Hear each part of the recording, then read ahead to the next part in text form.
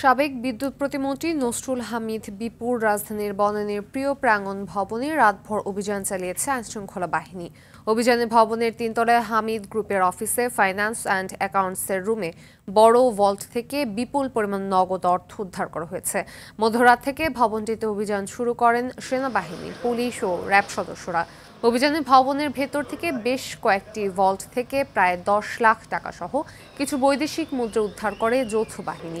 এর আগে রাতে অভিযানের সময় যুব ও ক্রীড়া উপদেষ্টা আসিফ মাহমুদ, বৈষম্য বিরোধী ছাত্র আন্দোলনের সমন্বয়ক সার্জিস আলম, হাসনাত আবদুল্লাহ ও গণ অধিকার পরিষদের সভাপতি নুরুল হক নূর উপস্থিত ছিলেন।